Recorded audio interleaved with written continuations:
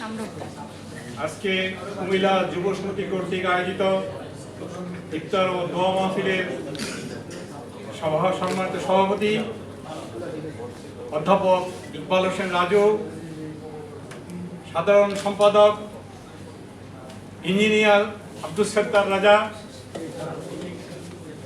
নোমানুল হক শহীদ, মঞ্চে এখানে উপস্থিত আছেন আমাদের বৃহত্তর কুমিল্লা যুব সমিতির সাবেক সভাপতি শফিকুল ইসলাম, মঞ্চে উপস্থিত কুমিল্লা যুব সমিতির ভাইস প্রেসিডেন্ট মুজিবুর রহমান ভাই, জসিমউদ্দিন ভাই, উপস্থিত আজকে সভার প্রধান অতিথি জনাব এবিএম সাদাত, এখন উনি আসবেন।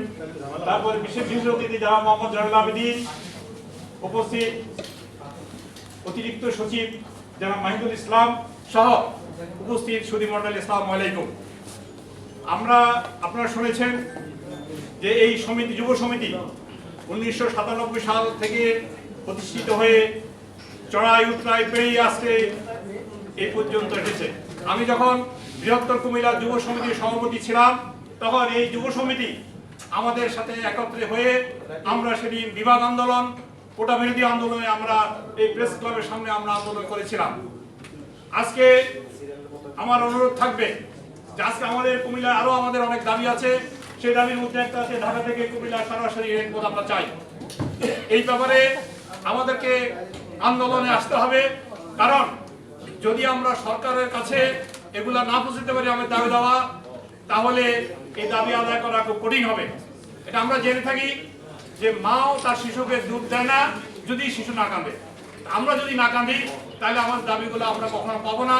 আমরা আজকে কাঁদার কারণেই কিন্তু আজকে আমাদের কোটা পদ্ধতি আমরা পেয়েছি, কোটা পদ্ধতি বাতিল হয়েছে। আমরা বিভাগ ও বাস্তবায়নের পক্ষে। আমাদের একটা বিভাগীয় সমিতি হয়েছে। আমি সবাইকে আহ্বান জানাবো, আপনারা আমাদের বিভাগীয় সমিতিতে যোগদান করবেন এবং আমাদের বিভাগের যে দাবি দাওয়াগুলা আমরা সরকারের কাছে তুলে ধরবো।